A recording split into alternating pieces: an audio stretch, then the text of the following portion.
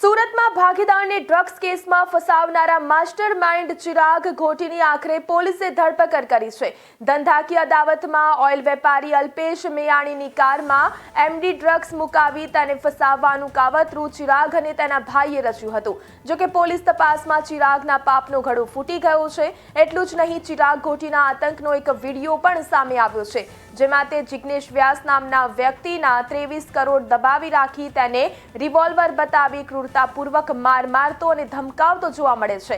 સુરતના મોટા ખેલાડીના અનેક લોકો શિકાર બન્યા હોવાની આશંકા છે।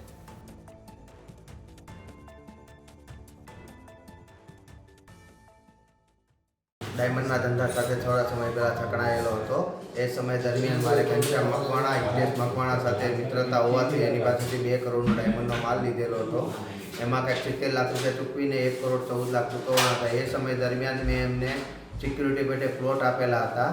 એ પ્લોટમાંથી ચિરાગ ઘોટી એન્ટર થઈ અને કબજો કરી અને મારીને બીજા પ્લોટો લખાવી અને ઉપરથી બીજા 1 કરોડ 14 લાખ રૂપિયા લઈ અને મને અનચનક ગાળો અને મારીને એની સાથે મળેલો યુવરાજ જાદવ કરીને એડવોકેટ છે, એ બી એની સાથે મળેલો જ હતો એ સમયમાં મારી પ્રોપર્ટી પડાવવા માટે। ટોટલ મારી સાથે 23 કરોડનું ફ્રોડ કરેલું છે આ લોકોએ ભેગા મળી।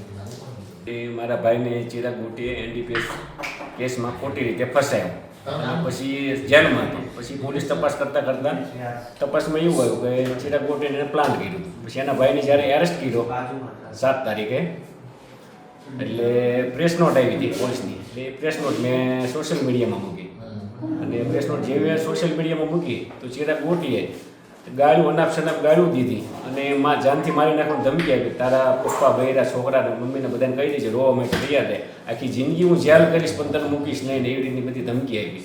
અને પછી હું જેવી ધમકી આપી સ્ક્રીનશોટ ને બધા ફોટા લઈ હું સિંગણપુર પોલીસ સ્ટેશને ગયો અને કીધું આવી રીતે મને આવી રીતે મારી છે। એટલે એને એફઆઈઆર દાખલ કરી અને ભાઈ હાજર છો ને એટલે કંઈક 70નું વોરંટ અત્યારે નીકળ્યું છે।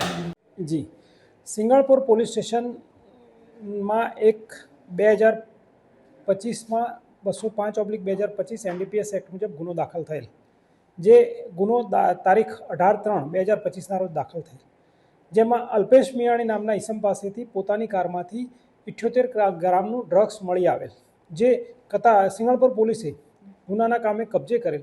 ત્યારબાદ તેની વધુ તપાસ કરતાં આ ક્વોન્ટિટી ક્યાંથી આવી અને કેવી રીતે આવી, તે અલ્પેશ ક્યાંથી લાવ્યો તે બાબતે તપાસ ચોક બજાર પીઆઈને સોંપાયેલી।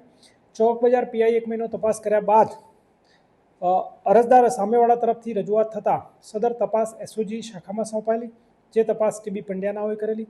અને આ ડ્રગ્સ ક્યાંથી આવેલું તે એસઓજીના પીઆઈ શ્રી ટીબી પંડ્યા સાહેબે ડ્રગ્સ આપનાર વ્યક્તિઓ સમીર બલ્લર અને બીજો સફી નામનો માણસ જેમણે ડ્રગ્સ સપ્લાય કરેલો, જેમના નિવેદન લીધેલા અને એ નિવેદન જૂની કલમ 164 મુજબ મેજિસ્ટ્રેટ રૂબરૂ પણ લેવડાવેલા, જેમાં હકીકત બહાર આવેલ કે આ ડ્રગ્સ ખુદ ચિરાગ ઘોટીએ મગાવેલ હતું, જે સમીરે આપેલું હતું। અને આ ડ્રગ્સ ચિરાગે પોતાના ભાઈના માધ્યમથી અલ્પેશ મિયાણીની ગાડીમાં એ લોકો 18 તારીખે જ્યારે છેલ્લો હિસાબ કરવા ગયા ત્યારે સીટની નીચેના ભાગે થી મૂકવામાં આવેલું, જે પોલીસને રેડ દરમિયાન મળી આવેલું।